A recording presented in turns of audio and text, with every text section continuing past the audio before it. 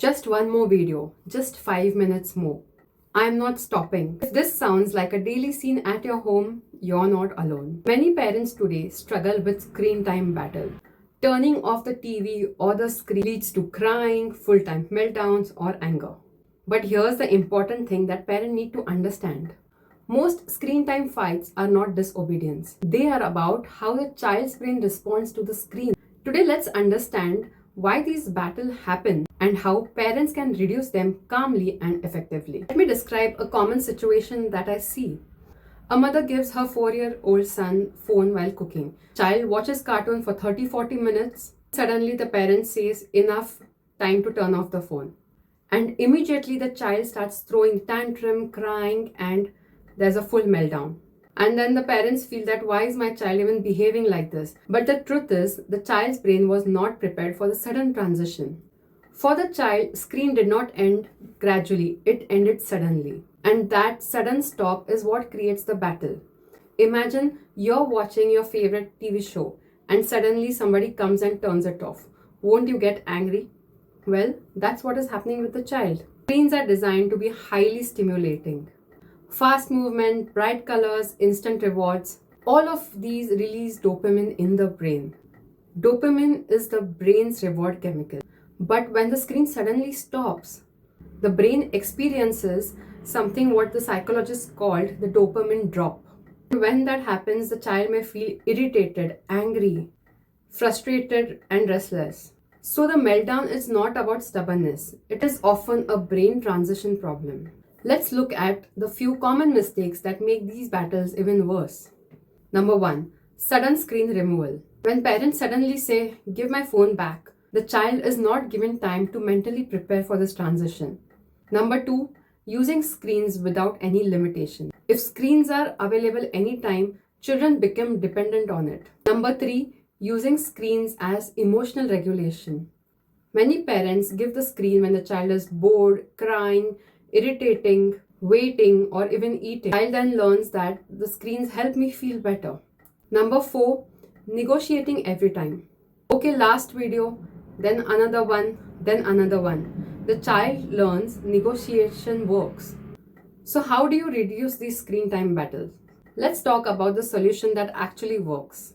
Number 1. Set clear screen routine before you give the child the screen.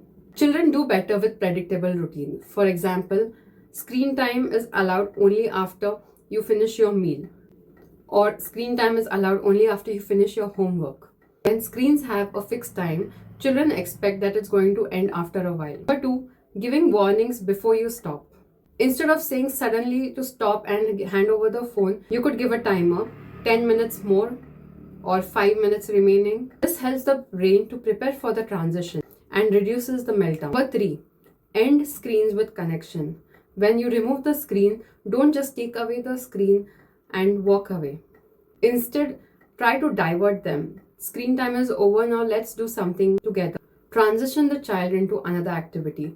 This helps them to divert. Number 4, replace screens with engaging activities. So reduce screens by offering alternate activities like coloring, painting, block building, playing with some toys. And if there's no alternative, the child will naturally return back to the screens. Most importantly, number 5, avoid screens during meal times.